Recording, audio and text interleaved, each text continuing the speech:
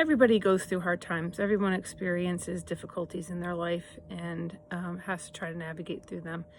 Yesterday was one of those days, and I'm actually outside today. I was working for my class, and I just wanted to enjoy the beautiful weather where it is. I live in New York, and it's just gorgeous today. So I'm outside. That also is a tool that I use to help me decompress. But yesterday was a tough day energetically. I had to bring my daughter. You guys know she has severe special needs. I had to bring her to a new dentist, and she has to be put under sedation to have her teeth done because she's not cooperative and she's combative actually.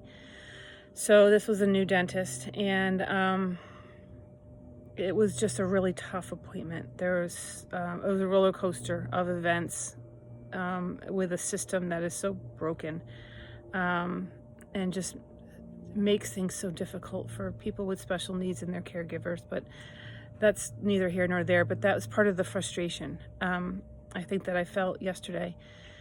And those of you who have children, and especially those who have children with special needs, know that when you are experiencing something new, or your child is experiencing something new and is very easily overstimulated sensory wise, you have to use all your energy reserves to keep them calm. And that's what I find I have to do with her, is to use every bit of patience, every bit of being calm. I have to really hold it together in every single way so that I can help her through her experience. And it's very draining. It's very draining energetically. And so I got home and I was just feeling off. And I don't know if the eclipse had anything to do with it. I enjoy it, and I loved, looking at it. I didn't see it in totality, unfortunately, where I live, but it was still cool to see the partial eclipse, and as a former science teacher especially. So I was feeling off, and I did a couple things, and that's what I want to share, how I got through it. I allow myself to cry. When I have emotions like that, and I didn't used to be like that. I used to be one who would hold it in because a lot of times I was shamed by other people for crying. Oh, you're pulling the crying thing. Oh, you're crying again. So I kind of learned as a young adult to hold everything in and not let it out. And I don't do that anymore. I'm safe to release the energy in that way. So I cry.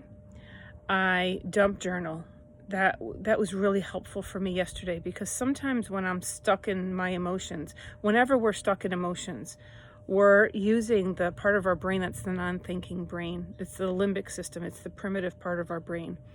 So we have to kind of snap ourselves out of that in order to use the thinking part of our brain again, because otherwise we're stuck in the emotion.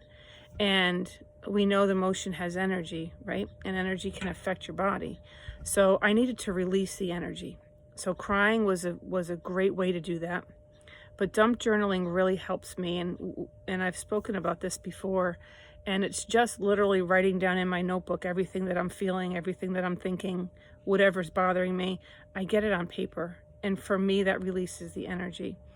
And what it also does is it allows my limbic system to calm down so that the thinking part of my brain can kick back into gear, and I can logically think through, okay, this is what happened, this is what I can do about it. And I can also tap into my inner knowing and my spirit guides and hear what I need to hear, as opposed to being stuck in the emotion where I can't hear anything because I'm closed off because I'm so in the emotion. So it's really important when you are experiencing emotions in that way to find a way to release them, whether it's through crying, screaming, punching a pillow, dump journaling like I did, going for a walk, exercising, whatever works for you. You have to try different things to figure out what works. And for me, dump journaling is a really important tool that I use. I also reached out to a friend of mine who is a coach to set up an appointment, because just because I'm a coach doesn't mean that I don't still have issues and don't still need coaching. So I also reached out. That's really important, to raise your hand and say, I need help. I need help navigating this. I have the tools, and my tools definitely help me navigate, but sometimes I get stuck in old beliefs, old patterns, programming that I don't even know is running subconsciously. And it gets in the way of me living the life that I want to live. So, yeah, I have all the tools in my toolbox that I use, but sometimes I just need to raise my hand and say, I need some help. I need someone to walk me through and navigate through this. So, as a coach, that's what I do with my clients. And that's what I look for in a peer coach, someone who I trust, that I can open up and they can help me unpack what the bottom line is, why something's bothering me so much, or why I'm holding on, why I'm resisting.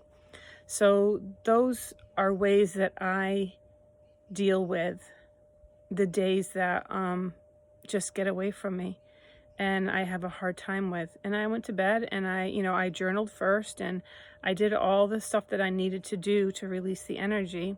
And I went to bed, and slept pretty well actually. So it's just important to take care of yourself in whatever way is authentic to you. Just because journaling works for me doesn't mean it's going to work for you, but I'm just inviting you to find some way to release that energy, because when it's trapped in your body, that's when it can cause damage and physical damage. You can get sick. So today is just a beautiful day and I'm enjoying being outside and doing my work for my class tomorrow. And I just wanted to get on and let you know what works for me. So in the comments, I would love to hear what you do to help you when the emotions get away. What tools do you use? If there's any topic you want me to make a video about, I'm open to hearing from you. So let me know what you think.